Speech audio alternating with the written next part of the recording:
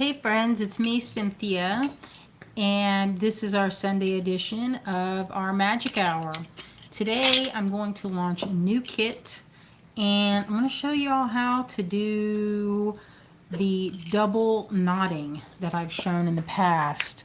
But since the kit that I'm going to be doing today features rounds and it features some really pretty, really perfect pieces that would make a good treasure necklace, I thought the knotting, not knitting, would be a good use of these beads. So I will show it here in a second. Oh, I was going to ask Azalea when she has a moment. I wanted to show some of the things I was working on downstairs. There's a bowl of wax that I had on my tray. You want to get that for me? I'm trying to figure out. Hello, Cecilia.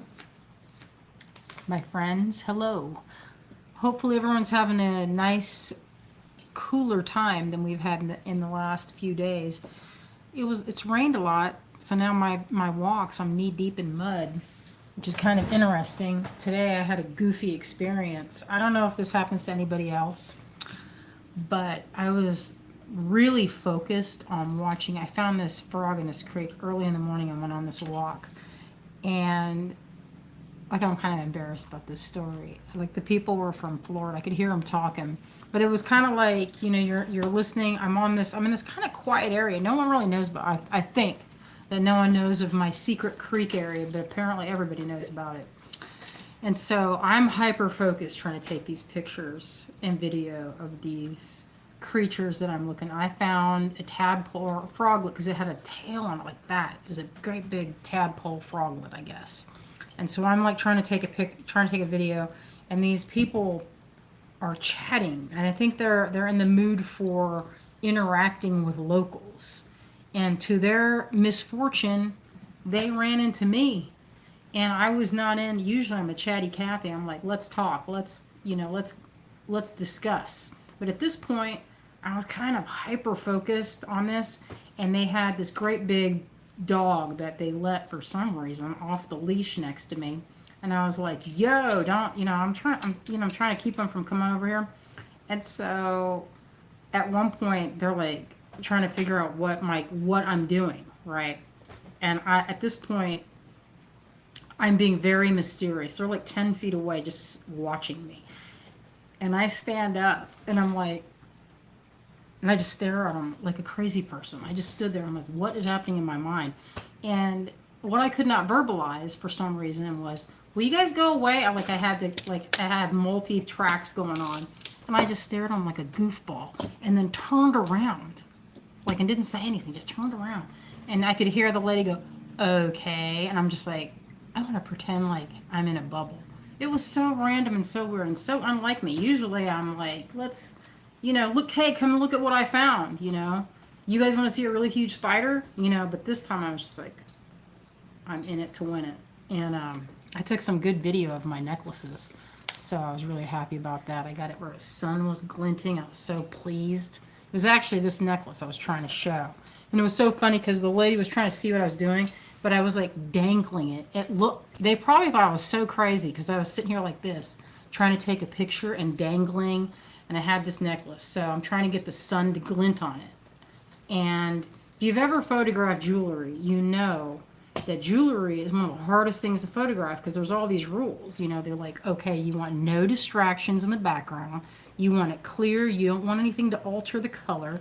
So I'm trying to make this look good and not like kind of shaky because I'm balanced over the creek. But anyway, I got good footage, but came off as a jerk. So Well. I know. I don't like being Shuri friendly says, to people in the just woods. tell them I'm feeling a bit froggy and I might just jump. I also, it was funny because I was like looking around for a place to pee, and I was waiting for them to leave, but I didn't want to say, hey, will you just take off for a minute? Anyway, it was my weird moment of the day where I'm like this, trying not to seem like I was super crazy. But, yeah. And I was talking to myself. I was like, I am not on my A game today, y'all. Not on it at all. But anyway, that was my weird story of the day. And I saw their license plate, so I knew from Florida when I was leaving. I was like, man, the Floridians are probably like, what is happening with the locals? Oh, I see my friends. Hello, Tina. Hello, Carrie. Hi, Nilda. Debbie, she says she would have fallen in. My TiVo went right in. So that's like the third day in a row that those TiVos have gotten soaked all the way through. Because it rained like torrential downpour yesterday. For like, it was weird because we drove through. It was like sun, and then like someone had poured a bucket on the car, and then it was sun, and then another stretch. I was always like, what is with this weather? Like, I know it's weird. Oh, I see. Colite says they invaded your moment and let their dog barge in. The dog tried to jump up on me. I didn't like that. I don't care story, for that though. nonsense one bit. Oh, our friend Clem. Hello, Hello, Clem. It's super hot in Albuquerque. I believe it. And in Oregon, usually they've got the mildest of weather. Hello, Nilda. Yes. Hello, Kalite. Hello, Nancy. Oh, our friend June. Oh, she says, sorry, I'm here for a short time. Hello, Cecilia. You know, we watched a little bit of the Olympics when they are doing that swimming where they're all in unison. I was like, I didn't think they did that anymore. It's kind of exciting. I didn't watch it all the way through. Some of that stuff makes me feel like, I don't know, like I can't really swim.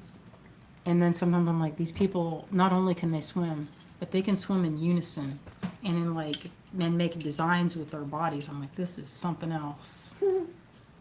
Sure, he says, we came to South Carolina and saw the native frog woman. Yeah, well, they saw something. And that's not usually like me. I'm usually so much nicer. Usually I'm like, welcome to Asheville. Enjoy. But this time it's like, You were locked in. I was, yeah, there was a frog in my vicinity. So there was no, how do you call it? No, extra. I was hyper focused. So, oh, Sheree says major hot in Oregon. That's weird. Every time I've ever gone to Oregon, it has been mild, real mild. I'm gonna flip this camera around. I've just made the listing. We can show it now. Oh, wonderful, wonderful. I wonder how everybody else is doing out there in the world, in the wide world. What's everyone been doing lately all week long? Anyone make anything good? Azalea's on the other side here. Oh, hi. There's yeah. Greg was grilling. He grilled some shrimp, used his chili oil. I said, man, you need to make a video of you making that chili oil. We went to Marquee the other day. That's a kind of, how would you describe that place? It's like a gallery, but it's not really. They have these areas kind of like booths. It's kind of like an antique mall. It's kind of an antique mall. I can never remember the name for those places that like they'll have. It's one store, but you know they'll have people bring their stuff in. Mm-hmm. It like starts with a C. It's like CON something, and I can never remember what it is. It not? I don't know that this is consignment. Oh. Oh, Donna says, "Hola, I'm watching on YouTube TV." You know, that's good. I haven't tried to watch it on there. I wonder what would happen if we put it on all at the same time. We'd probably get reverb. Oh, I see my friends. Hello, Tina. Hello, Liz. Hello, Linda. Hello, Debbie. She's waiting on a storm. I know the feeling. I can see the leaves. It's going to probably storm in a little bit. Ugh. Michelle says, sadly, no making until I recover from a broken wrist. Ugh, that sucks bad. That I know the feeling of I don't know about, I've never injured my wrist, but I did jump a creek one time and slipped my foot and messed up both my knees, and now I can tell when the weather's about to turn. Mm-hmm. Clem says consortium. Is that the word we're looking for? No, consignment was the word I was thinking of. Oh. It wasn't consignment. Kalite says, maybe you can put on the back of your shirt, I'm looking at a frog. Don't bug me. Hey, actually, that might be good, because sometimes I cannot verbalize for some reason. I'm just standing there like a crazy person. I'm just like... So, I was pretty happy with this kit. Azalea and I were thinking of what was it we were saying? We were looking for a kit. When we were searching for the things, we were like, what are some things for abundance? And some stones that really just capture fall. And so, oh, Michelle doesn't recommend it. 2 months. That's a long recovery. Yeah, you know what? When my knees were messed up, it took me a while to recover.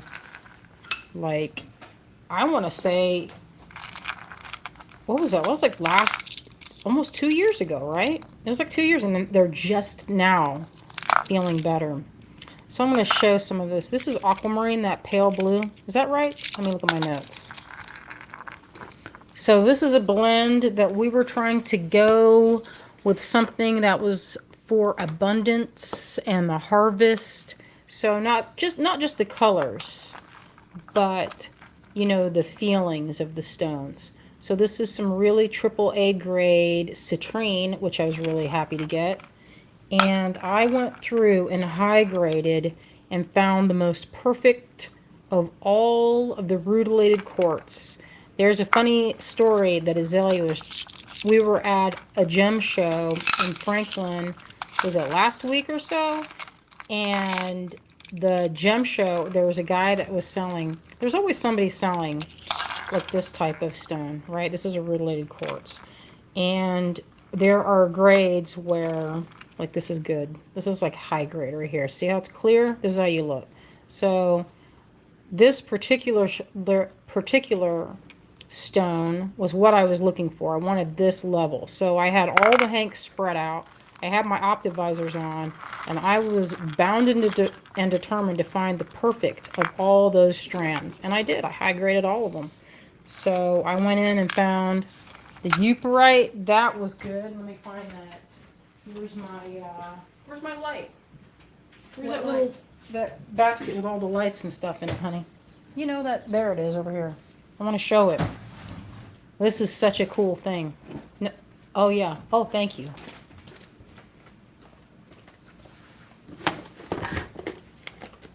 Okay, so you've seen this light before. This is my, let me see if I can do this without having, at the gem shows, this is like in Tucson a few years ago, they had all these tents around inside the show demonstrating this. So under UV light, these stones, and I believe they're from Michigan, Euparite. Like that's one, but it doesn't have as much flash. See, they turn this weird fluorescent. Here's another one. Isn't that cool? So in sunlight, it's supposed to give you like a little bit of that flash. I don't know what you call that. When it fluoresces a little bit, that kind of orange. It's kind of hard to see with. I have every light blasting. I have to kind of shield my hand so some of that regular. I have LEDs. And so that's what that is. So it's Euparite. I believe that comes from somewhere, like, I want to say Michigan. I don't know. I think a friend of mine was hunting it, where the same place where they hunt for that, I can't even pronounce it, Petoskey stones. Isn't that cool? Oh, Debbie says she ordered some pieces from Vintage. Going to start making again now for fall. Took a bit of downtime this summer. Yeah, that's cool. Oh, I didn't notice that had that. So some of them, this is a type of moonstone. It has a weird flash. Kind of, yeah, I love it when I find that. Sometimes it's cool. But anyway, this blend was, oh, that's too strong. Cooperite. I think I've seen it spelled two ways. Euparite and possibly Cooperite. Greg got me a rock of it not that long ago, and he ordered it. It was like a pebble, like a big pebble. And it's in my collection somewhere. But this, I have rutilated quartz, citrine, gray, this beautiful, I found this moonstone. It was really gorgeous. It's a nice blue flash for moonstone. It's usually rainbow moonstone has that kind of, they almost have a star. Anyway, high graded those. And super good quality of sunstone. Check that out. So this is a good variety of rounds. I know some people They don't love rounds.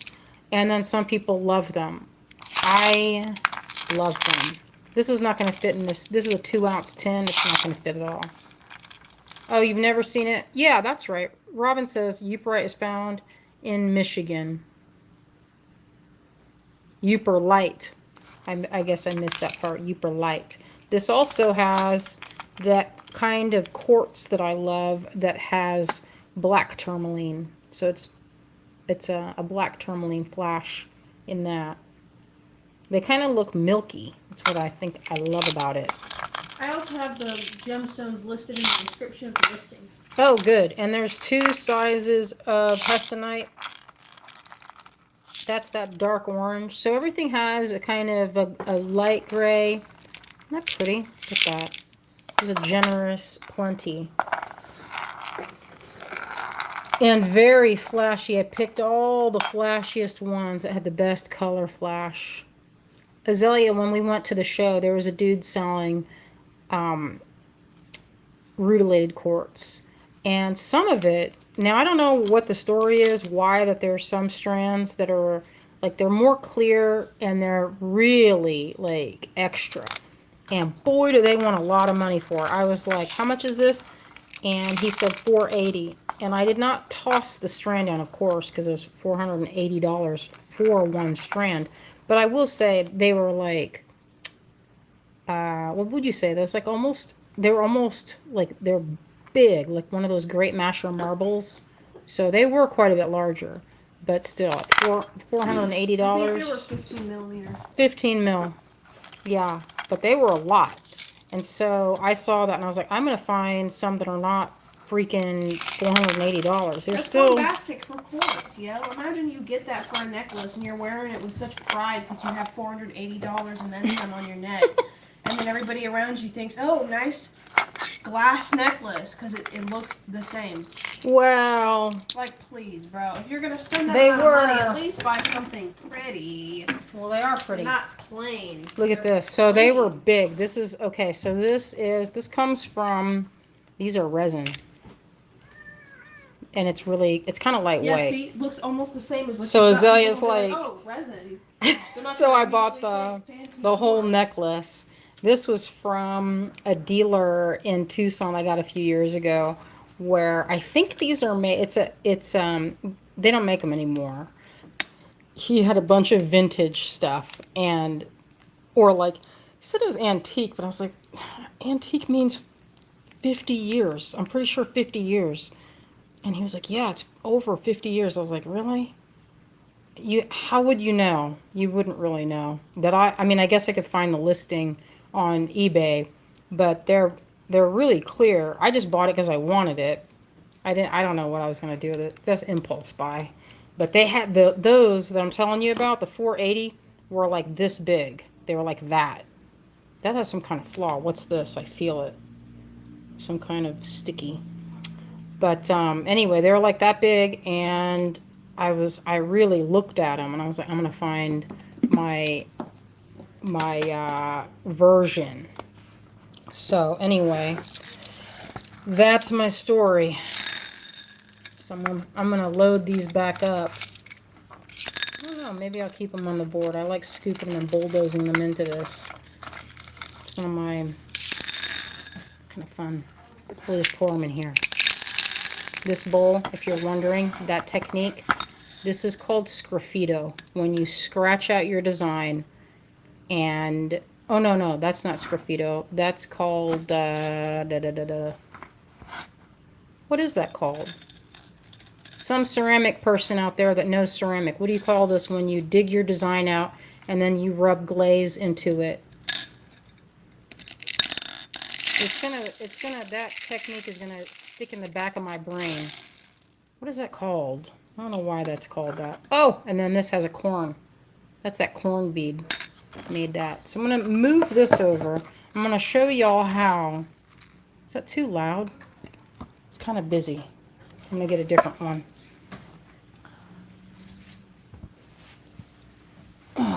Okay, this is a little bit less busy, I think. Okay, that seems It's a little bit better. All right, we'll put that. I'm going to show you how. Oh, Wendy says, you know, just the sound of beads into the bowl just makes me happy. I like that sound too. I do that. I do that pretty frequently. So if you've ever seen my treasure necklaces, that is this. I make these. I find these very peaceful to make. I love these. And I came up with, and the reason I'm saying I came up with it, because I searched for a while to figure out how to knot using 2 threads without cutting the amount of Ceylon off of the spool. I am not good with figuring out how much I'm going to need for a project, and it's always been a problem. Like, I've knotted pearls. I've used those pearl knotters, and oh, that has something on it. I've found that I don't like to cut it and then guess. You're not supposed to be guessing. You're supposed to be figuring it out. Like,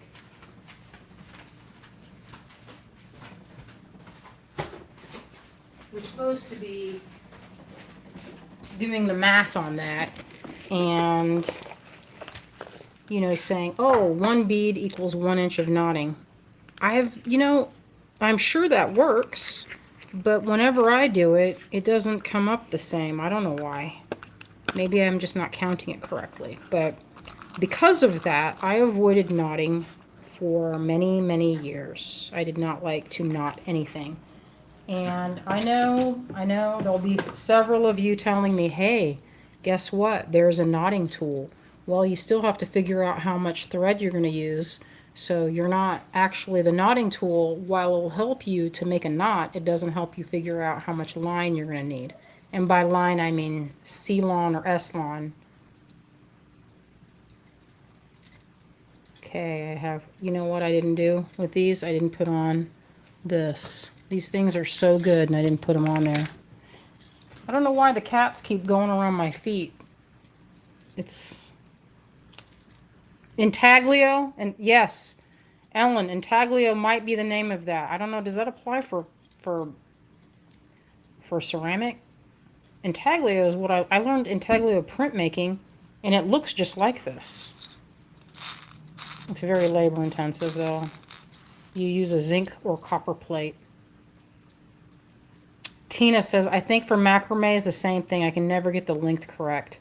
Yeah, no, I don't love that. So anyway, I came up with this. I went all over YouTube, went all over the internet, and I couldn't find anything. So now if you look, you'll see that my videos are the ones that come up with this. So it's on YouTube. 2 strand. All right, so I have 2 types of nylon. You can use whatever you have that will work. Whatever will fit through your beads. Hemp, silk, cotton, wool. I don't know, any kind of thread. There's no limit. I will say that nylon does not, let me say, Sheree says, I bet if you make a knot and your largest bead and then a knot, measure and multiply by how many beads you will use plus starting and ending. That's what I did, Sheree. I did that. That's how they teach you to do it. The only thing is that your tension can change between knots. And that's where I figured out where I'm going wrong. Because sometimes you'll tie a knot, you'll tie it real tight, and it'll be perfect. But here's the thing. If you undo it, you don't know how much tension was in that one part. So if you're cutting it, you can't go back. You can add it later, but it's still, you've already cut it. So there's no take backsies. All right, so my solution to this is to string everything first. So you're not adding a bead as you go, which is traditionally the way to do it. This is how I learned from a friend of mine. It might have been Jamie Yoshida, taught me in Hawaii like 24 years ago. She showed me how to knot pearls, and we used a card of silk, and it had a built-in needle on it. I'm making a needle. This is my way of doing that. It's a little messy the way I'm showing you right now. So I've got a bead of glue. This is Fray Check. This is my all-time favorite for this purpose. And I'm gluing these guys together, right? So I'm making a needle by using 2 strands. We're going to do 2 strands here. And what I'm going to do is I might have to go over it twice. I give myself, right here I've given, this is probably 6 or 8 inches. And the reason you want to give yourself a little more is because if you have to trim off any to keep a point, then you have extra. You can always cut it off. I mean, cord's not expensive. You don't have to be frugal with it. I mean, I could see being frugal if, say, you're working with, like, silk or something really, you know, highfalutin. And even then, it's not that expensive. So what I'm going to do is I've got this held in place, and I'm going to let it dangle off the table and not dry on top of my wool. So that'll take like a minute or so to dry. And I'm going to put this back on because this is an alcohol-based glue, Fray Check. It's funny because it's in an eye drop. It's like in a Visine drop container. Ooh. And it keeps saying on there, may cause eye irritation. And don't put in your eye. See, they wrote that. I've never done it, but I guess it has the same bottle. So. Cherie says, I bet if you make a knot in your largest bead and then a knot, measure and multiply by how many beads you will use, plus starting and ending. Mm-hmm. That's traditionally how you do it. And I do that for that, and I still come up short. So this is where this comes in handy. Cherie says she has a bunch of those needled silk from 20 plus years. You know, it's good. You know, that silk, I love using it. Oh, they're called thread holders. Kate told me about them. She sent me a bunch of them. That's called a thread keeper or thread holder. And you know what else works? There are these, that's also for yarn. It's like the stuff that they put fruit and things in. What are those bags, those nets? They have them. They're like a little, like this long. And you slide the whole thing like a sock on top of your spool, and it keeps your spool from unraveling. You can also use rubber bands. These work pretty well, but they don't work that great once the thing starts to get really kind of small. Then it just kind of slides through there. Like this one. This one was getting ready. I have stored, this is for the crochet. Oh, drop that in case no one's seen it. So we just finished up, Azalea and I, and Greg. Crochet kit? Yeah, not the kit, the directions. I made a workshop if y'all are interested to make. Let me take it off. This is making me think of it. So here's my necklace I was wearing today that I was trying to take video of. And here's one that I had started. And here is, so this is what the thread keeper does. It can also keep a hold of your stuff. So if you put it in your collection, it doesn't go every different direction. It's kind of, you know, it keeps it tidy. So it's not everywhere. So look at how I have them before. I have this and I put them in here like that. So when they're ready to go, I just, yeah, that's not, when Kate saw this, she was like, you need some thread keepers. She wasn't impressed with my she made that face. Disorderly look of all this. It's very disorderly. Yeah, I can tell when she's feeling disapproval. She has a very distinct look. And I was like, hey, I'll fix it. And then I did.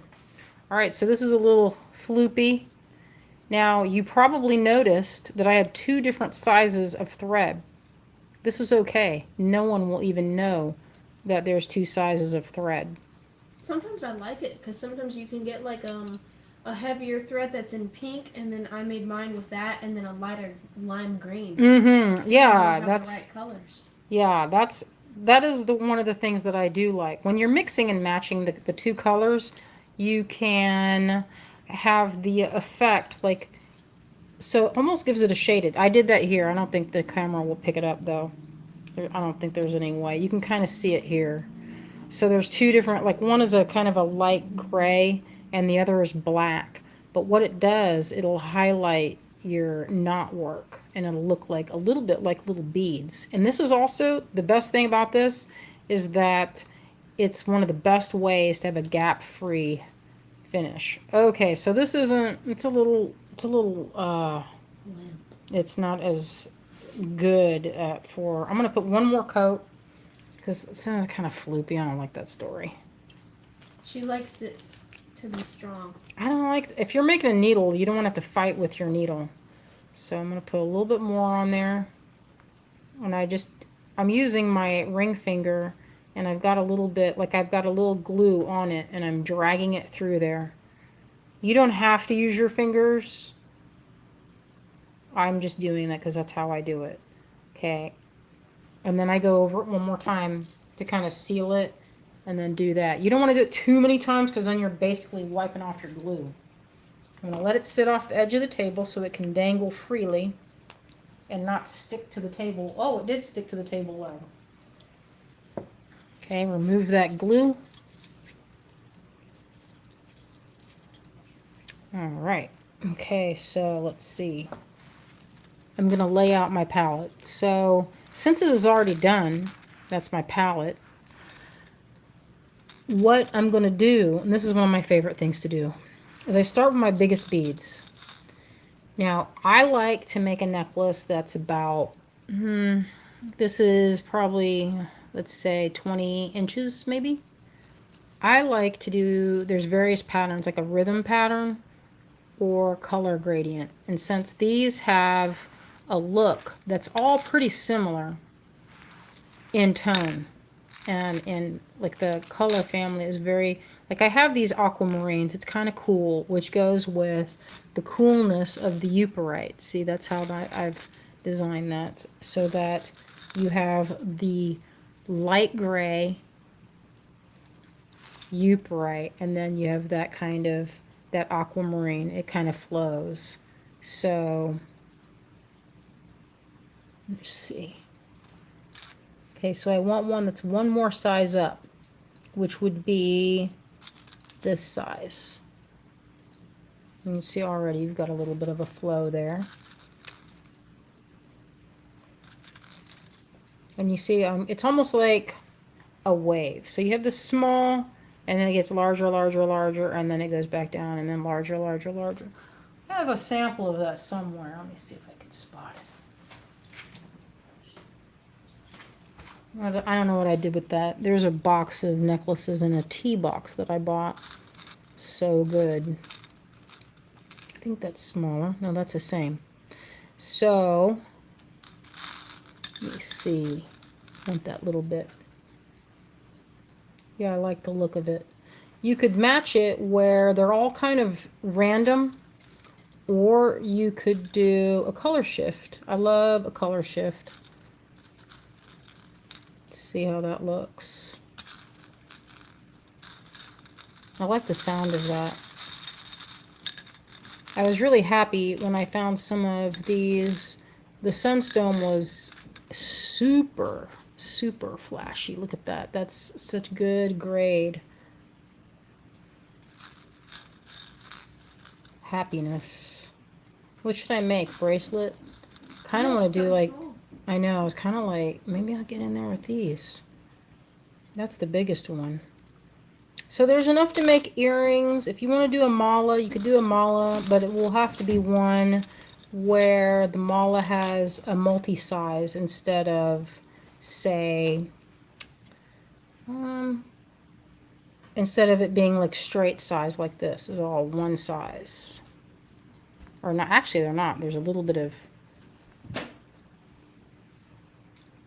I'm sure, you know, Colita says, have you ever tried making a needle by putting a little Loctite super glue and on a piece of plastic, fold over and pull the needle through? It may dry faster.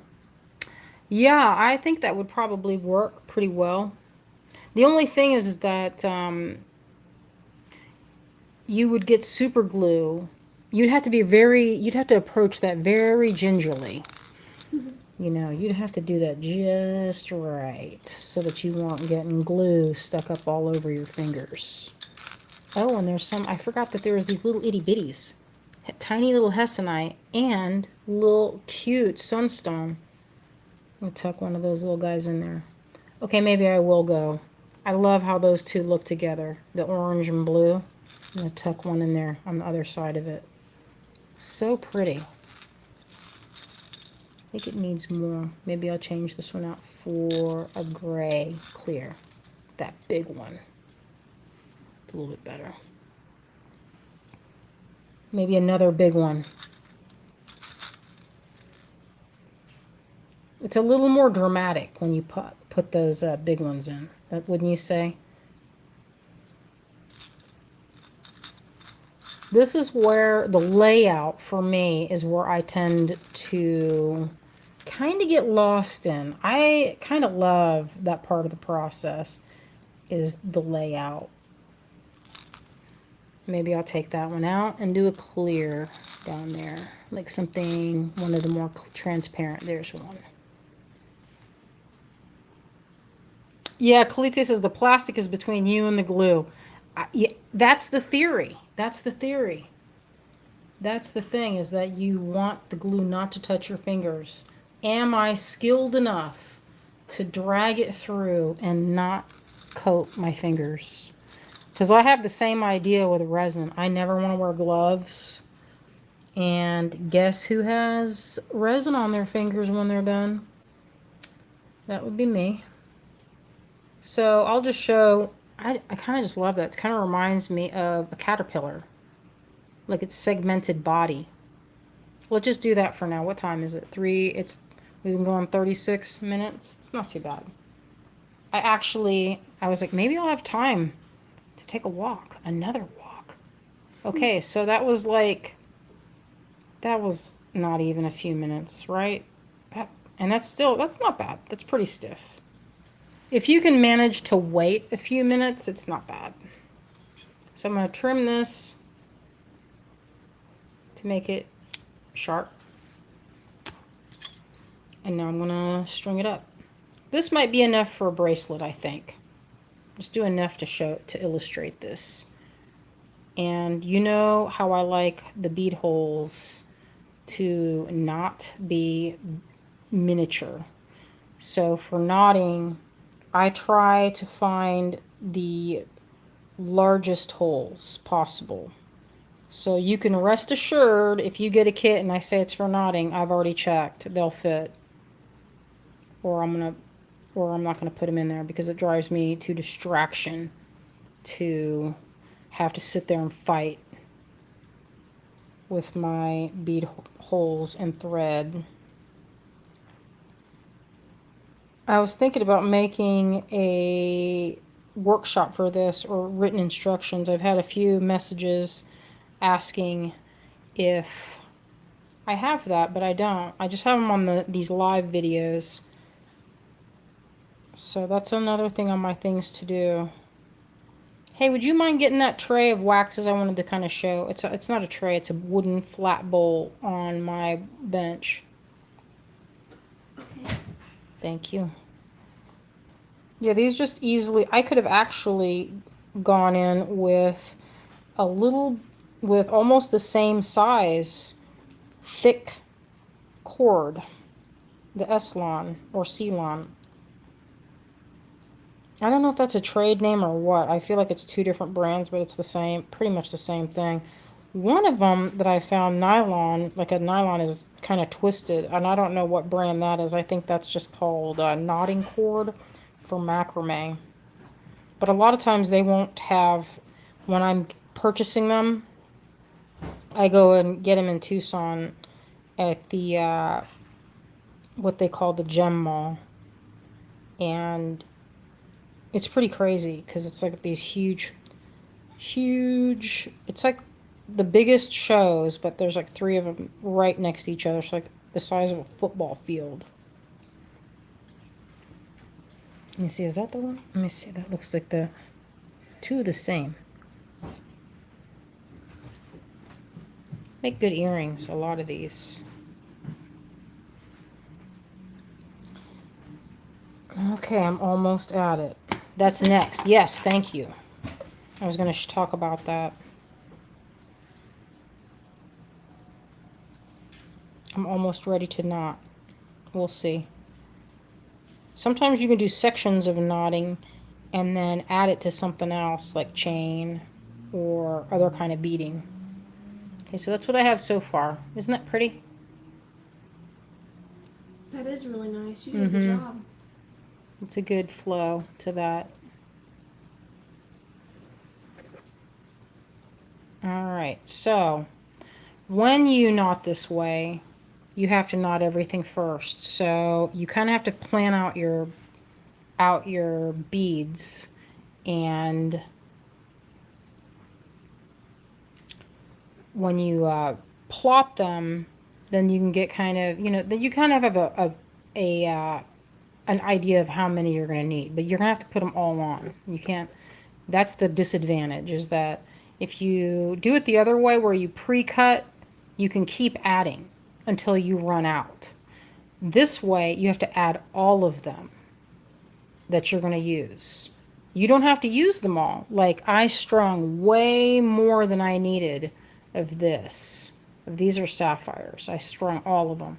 And then I was like, oh, well, I'm happy with the size of my necklace. So I just set it aside and then put it on there so I could make another, add to it and make another necklace. Okay, so after you have your first, you leave yourself your tail. You don't cut your tail off. The reason being is you're going to add a clasp later. Or if you don't add a clasp, say you want to put it with another pendant or link or something. So give yourself, I give myself like 8 inches or more. That's actually closer to 10.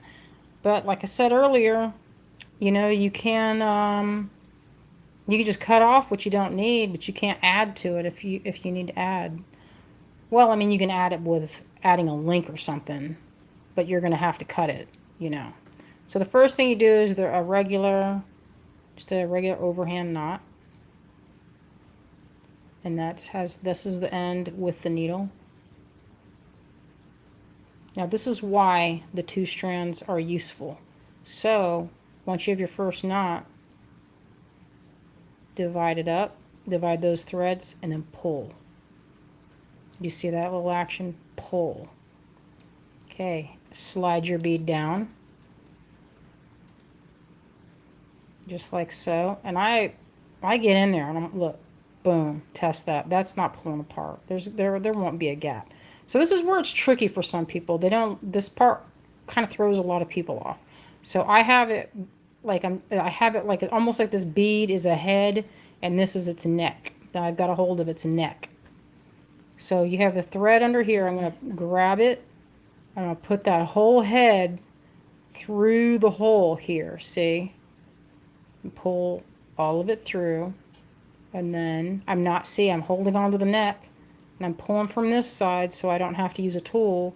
No all necessary. No necesito with that. And I'm getting close up to its neck.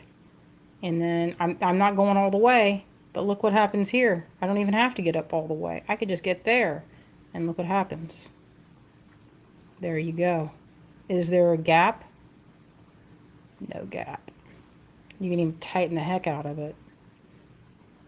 One thing you want to avoid with necklaces like this is you don't want to have, if you have beads with very sharp holes, it could fray your thread. So kind of look out for that. Oh, I see that our friend Sonia is here. Hello, Sonia. It's out of Pennsylvania. Robin is talking about the Gem Mall. That's where we went, to Gem Mall. I don't remember what tent the cord is at, but you have to buy a lot of it.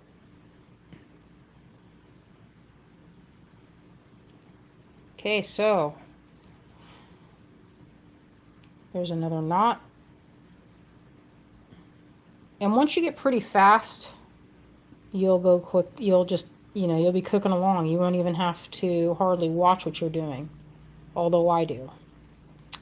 But as you can see, if you tighten between and stretch kind of, like you're not trying to make it as hard as you can so you pull it apart and make a mess out of it. Not that you would. I mean, you'd have to have like super strength to do that. Okay, pull one down. Grab it by the neck. Under. Make a loop. Pull all of them through. And I'm holding that loop so it doesn't go way back here. I don't want to have to chase it around. I don't want to chase my knot. So right up against its head. And see, it's not even tight. I don't have to tighten it. Where, you know, where that tool, that pearl knotting tool, you need to get right in there and tighten as close as you can. This, you don't need to. You can just get kind of far back. This I find is a very satisfying and easy project to do when I'm traveling, or, you know, because it's, you can keep it. You can do it on a plane, especially if you pre-load all of your things and you just have them ready to go. God, it's perfect. It's so perfect. The only thing is you have the little balls of fray check. So you can see there's the loose knot. I split it and then pull the legs apart just like that. Debbie says, I'm dying to learn this technique. Debbie, get your cord out. Go along with me. Grab it by the neck. Pull under here. Under. Twist. And drop the whole bunch of heads. Beads. I'm calling them heads. Maybe make it memorable. Drop them through that whole loop. I put my thumb in it so it doesn't, like if you just let it free for all go through like that, it'll be close, but it won't be as close as if you hang on to it. And it's still a little loose.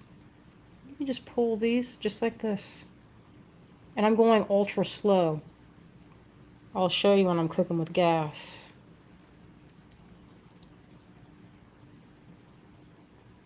Oh, Debbie says she's going to do it. I'm excited to see it. Drop it in the Greengirstudios group. Which, by the way, I'm seeing a lot of good work in there. Azalea and I were looking, we were like, man, is it going to be tough to choose? Not that we're choosing. It's going to be y'all choosing for the contest.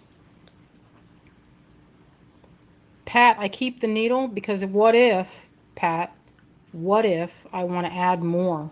So I keep it long just in case I want to add a few more beads, or I might want to put a clasp on there or a link or something. You can always trim it off, but you can't put more on once you start knotting. That's why. Move it down.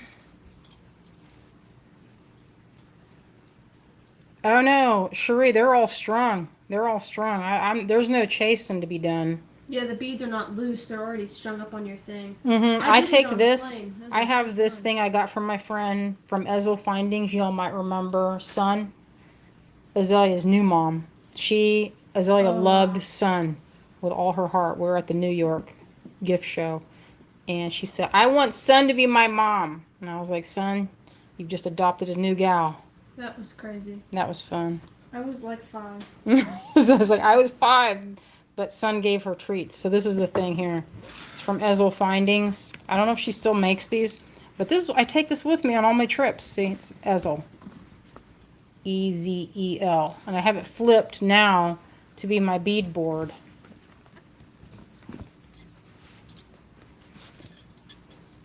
Mrs. Felted. Ah, Gwen. She says, hi, Cynthia and Azalea. Looking forward to seeing you in Fresno in a few days. That's in like 10 days. You gave me a little bit of that fear. It's less than 10 days. Okay, almost. Okay. All right, listen. It's not a few days though. It's more than a few days, thankfully, because I have some things I'm working on. And y'all are going to love it. We're going to Fresno.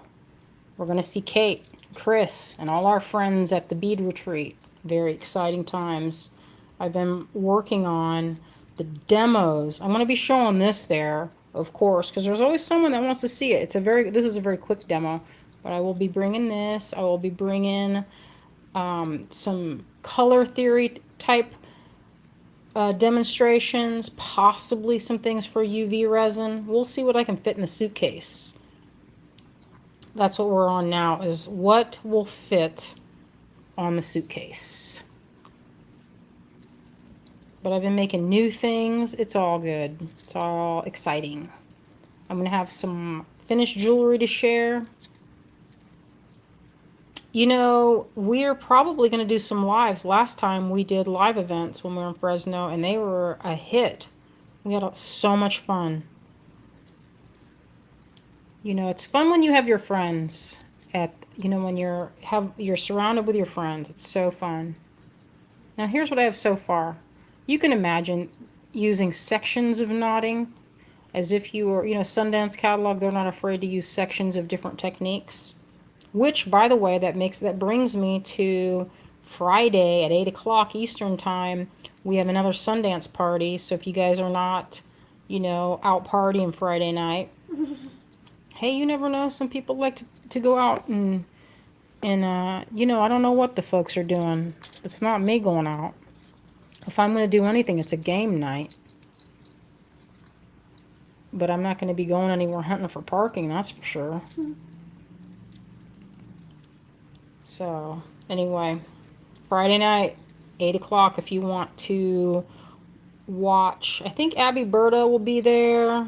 Softlex is definitely going to be there. So, maybe Kristen showing some fun things, techniques, Sundance techniques. And if you guys don't know what Sundance catalog, go to sundance.com and go order their catalog because they have a really cool catalog. It's like, I've been getting it for, I don't know how long now. I don't know. Since 1969. I haven't been getting it that long. But I've been getting it a long time. And it's funny. I was like, is it just me or does Sundance increase? It's like, it's always expensive now, no matter how old I get. Like I thought at some point, hey, this is going to be affordable. I have not reached that point yet where I look at it and I'm like, yeah, I'm going to go order this necklace. It's always kind of expensive. I'm sure it's all, but when you make jewelry, that's a thing. You get to where it's hard for you to buy it, especially if you can make it. So anyway, that's it. I have to think, oh, here's a learning moment. I was what do you call it? Too over enthusiastic. I flew too close to the sun and I got right here, we call it a learning moment. Look at that gap. I know it's unsightly. We will fix it. And the way to do that is you find yourself an awl. That's the fancy word for a sharp, pokey type thing. You don't want it too sharp because you don't want to shred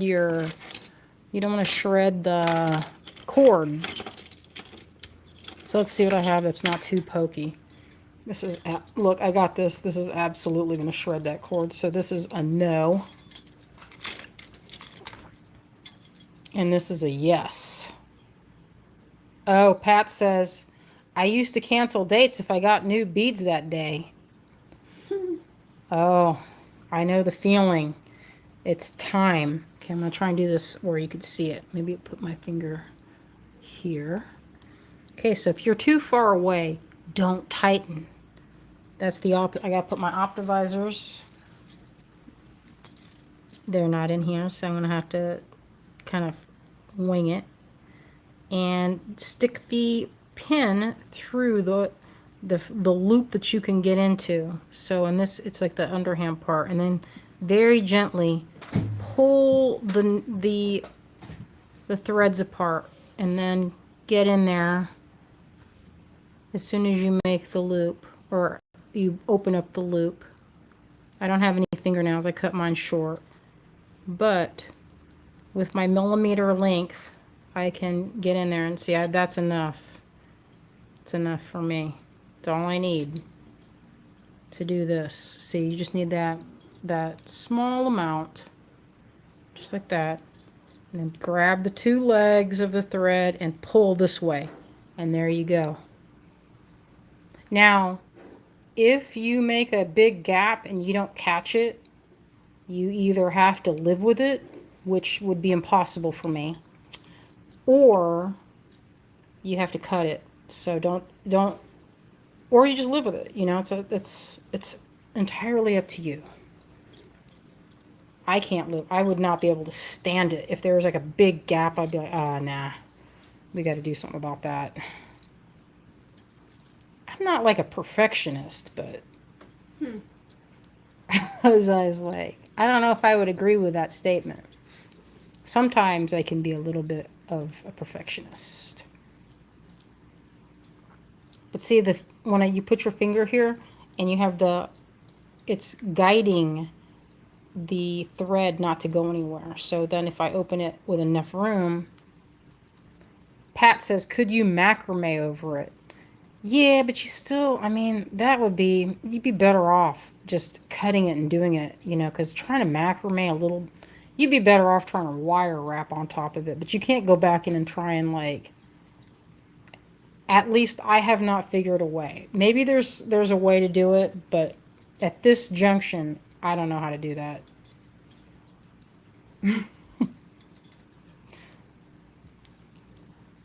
Yeah, there you go. What do you think of that little extra? I think that's stuff. Yeah. Yeah, sure. Some folks can leave it. I can leave a dropped stitch in knitting all day long. I'd find a way to fill it, then eventually take it apart. You know what would work is those bead covers. You know those split bead covers? Have you ever seen those? That would work. Because then you could take one of those and it's kind of like a Pac-Man type thing and you could squeeze it over and no one would know your secret. That you have a big gap. That's what's covering it. But then every time you saw it, you would be like, I know what's underneath that bead cover. Ugh, that one I didn't tighten so great. See that? The way to get around it is just to pull it. Let's see if I could do it. Now, the drawback to using two different thicknesses is sometimes you'll get where the thicker one will get wound around the smaller one and you get a move like that. The way around that is to loosen it up a tiny bit. Let's see. That kind of got a little bit, when I tightened it a little too prematurely. Okay, so I've loosened it. Now let's see if I can slide that a little bit apart. No, it doesn't want to. Of course, that's on my, what is it, my last two beads.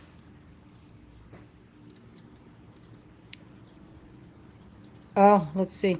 Robbins says, I've used the bead covers. Yes. Exactly. I have two more left, and of course, at the very end, I have one of these where I have to deal with this. So I went ahead and I tightened prematurely without noticing. And usually I check before I tighten, but this case I was a little over enthusiastic. So if that happens, you just have to wiggle it, just like you're seeing me deal with right now, and use your handy dandy safety pin and get in there and open it up. Azalea and I have been having fun talking about the different things we're going to demo when we're in Fresno. And there's so many things to choose from. At this point, I wanted to do kind of like a watercolor thing just for fun. And we're working on what's going to be in the swag bag. We're putting that together. And I'm making finished jewelry.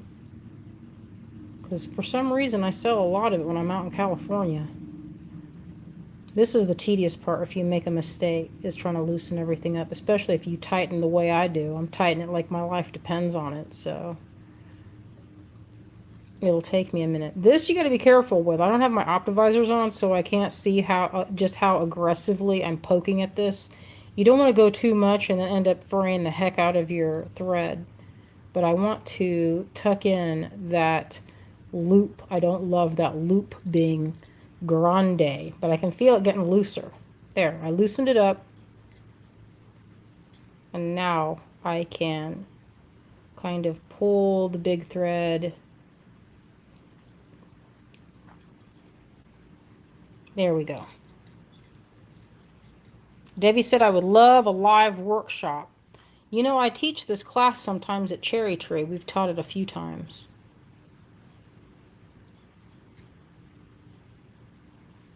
Oh, Arena.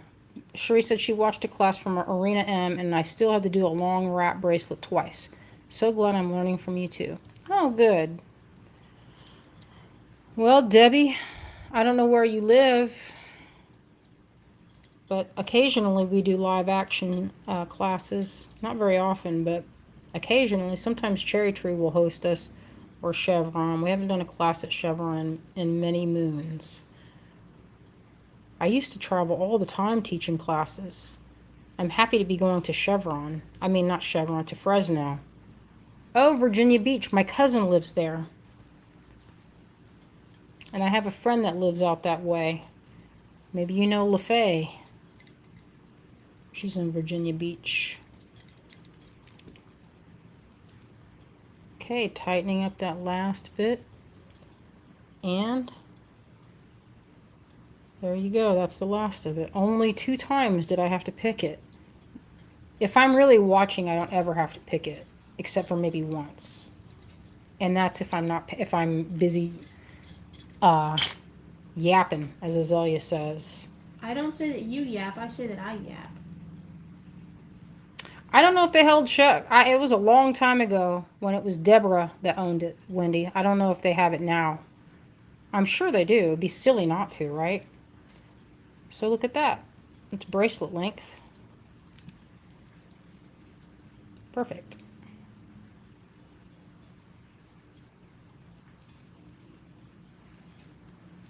Get out of the way there. This is a bracelet I bought at a gallery. It's a really fancy gallery in the Mission District called Fiat Lux. This is from Margaret Cross. Look what the secret is on the inside. Isn't that cool? Has 2 little hidden skeletons. I was almost about to say Skeletor.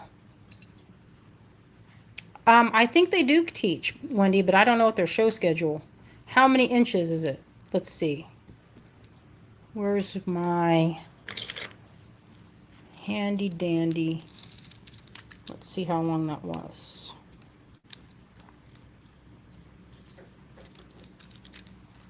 So this one is about 6 inches and a little over 6 inches. Line up, you. And then once I put the clasp on it, it'll be around 7, which is a pretty standard bracelet size. I think that looks good. And you know, that has that look of those highfalutin, expensive, rutilated quartz. The ones we saw in Tucson were like this, but they had hair fine rutiles. That strand, it was this color. These have hair fine, but see, the one that makes it not that hair fine is right there. See, it's like 2 millimeter. The ones that have where you can't even hardly see them and they look like hairs, that strand was like this size at 680. We were like, holy cow. That I thought it was going to burn my hand. Anyway, there you go. All right, I'm going to flip this. Oh, shoot, I almost forgot this. This is what I've been working on. So, remember this thing? I've been making these guys. It's so much time. I don't know how much I'll ever charge for it to get my money out of it, but boy, it's been a lot of time. So I'm making the links. So, you know, I like a cast link. Debbie says, it's stunning. How many beads are left in the kit after this bracelet? All this. Didn't even get to this. And there's all those smalls at the bottom there, too. See that? You actually get quite a bit. If you were to buy this, the things that were expensive in here were these citrines. Those were good. That's triple A grade because of the color and the clarity. Bright and yellow. They're super, super bright. The Euperite was not a cheap date. And also, I sprung for I think this is pretty good. Like, that's aquamarine. There's no glass in this set. It's all gemstone. Hestonite garnet. All different kinds of the sunstone, super nice. And what was that? What was this one? There was a trade name for that kind of when the rutilated quartz has the red in it. I can't remember the name of it. Okay, so these are the links that are going on that. And I have another one. It's going to have a bunch of links. I'm hand carving them. And see, I'm adding this here to it so I can dingle dangle gemstones. So that's what's going on with that. You can almost picture it. Like you could dangle. See, there'll be a dangle there. Or this is probably better size. Small. Whoop, lost that one too. Oh, and look what I did here. I painted this to look like gold because I wanted to see the vision of how my things would look cast in gold. This is that teeny tiny frog. Is this on the website, Azalea, the teeny frog? It's got a little, this is pewter, but I used those vintage paints and Pearl X pearl powders, or Pearl X pigment powders, and I mixed it with the paint to get this gold. And then look at on this side. Doesn't that, I mean, it's not exactly gold. I mean, it's more gold than brass or bronze or whatever that one is. Oh yeah, I think it looks really good in gold. Wouldn't that be awesome in 18 karat? I was trying to imitate 18 karat. So that's what that would look like. That was one of my experiments to see. Oh, here's my magic. I went in and massaged this for a little bit. You know how I roll. Where this has been, I've been working on this same crochet hook for about 6 years. Actually, it's probably closer to just 4.5, but you know, felt like forever. This, I did this last week. I'm almost ready to cast it. And this one was from, I'm almost ready to cast, well, not ready to cast. This is a little red panda. This is on my to-do pile that I've been working on all week. A new clasp. This one, look at this.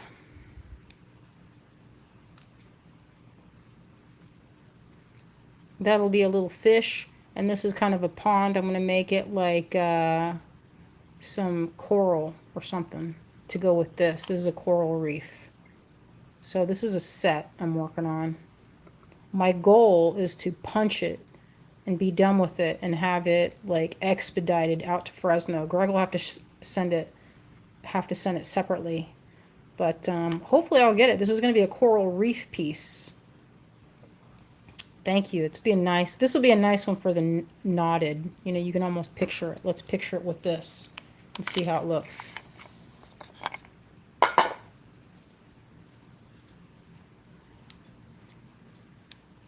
It did look small. Pretend like that's coming down. Yeah. With the fish. Fishy, fishy. It'll look good. And you can imagine it like this.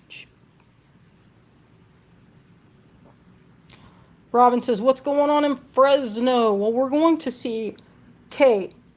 And we're going to do a bunch of live things for the GBE. And also, we will be traveling together for the beadshop.com bead retreat that's taking place there. I am fairly certain it is sold out. Oh, almost forgot this little nug. This was the whole reason I brought this. Oh, and then this. Look at this. This is coming in. Azalea. Lisa says, please post the link to the kit again. Okay. Yes, she's on it. I actually did not mark that, like, I had to put a discount on it. I don't know if Azalea showed that, but I did not mark that out, like, the full amount that I would usually mark it, because, I marked it at 110. This, if you bought it retail, with all the strands, with everything, I was kind of like, I don't know if people are going to buy it, because to me, I thought it was kind of high, but that is with... I have some things I get a very special discount, so from some of my vendors, and if you were to buy that outright, I would put that, if you bought all the strands, would be over $300 easily. So this is a kit I'm working on now. Could be an earring, but see how it has 4 little holes? It could be a 4 multi-strand. I'm working on that. Or earring, 'cause it's kind of, I've hollowed it out in the back. That's what I'm working on. And then here is the, I don't know how impressive this is. It doesn't look very impressive, but I'm making a little charm. I'm making 5 of these with a sapphire. I had a sapphire all picked out sitting here, but it's buried under something on there. But this is going to be part of the prize. I'm going to make 5 of them with sapphires. That's what's going to happen for the contest. And we will be announcing that contest winner in Fresno while we're there. So in the group, there's a post that gives all the rules. You might have to scroll back a minute. Or I think there's a search. Is there a way to search that? I'm not sure. I'm not sure either. I'm going to flip this around. It's time. It's time for your outro, son. It's time, my darling.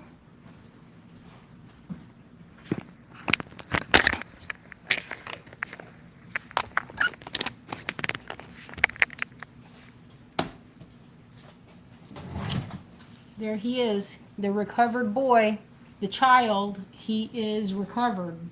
No crystals. But he's been sleeping off all the antibiotics. He's been on antibiotics for like, well, not still, but he was.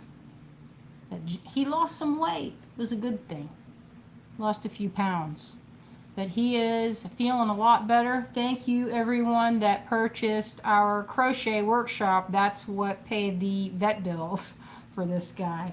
And now, come to find out, I've got to get his teeth done because they are apparently covered with plaque, and they have to go in and they put him to sleep. Not put him to sleep, but you know what I mean. Anesthesia. Anesthesia. There it is.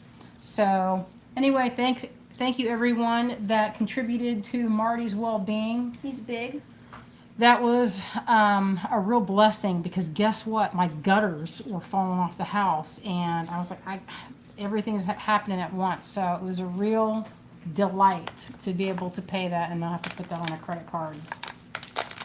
All right, friends, that was a lot of fun. I hope that was useful and that you will get your beading things out and you'll give it a whirl and then post it in the group so we can see all of it. All right. We will see you on Wednesday. I've got something fun planned on Wednesday. Probably, I'm thinking about watercolor or a color theory class. And we have something going on Friday, the Sundance, 8 o'clock Eastern time. So if you're not doing anything, you don't have, game night or whatever, join us. It's going to be a few of us, and it's in kind of a party-style Zoom type situation. So it'll be recorded if you can't watch it live. And there's always something fun going on with it. So you'll see a bunch of different techniques. It's worth it for all the free, inspiration and content. So, and also on Sunday, 7 o'clock. All right, friends, thank you for joining us. We had a wonderful time, and we love you out there and hope that you all are creative this week and have a wonderful rest of your week. Oh, Clem says, when's the Zoom? We haven't posted that. I'm hoping next week somebody do a Zoom post or a post about it so we can get some times. All right, friends, I'll see you later.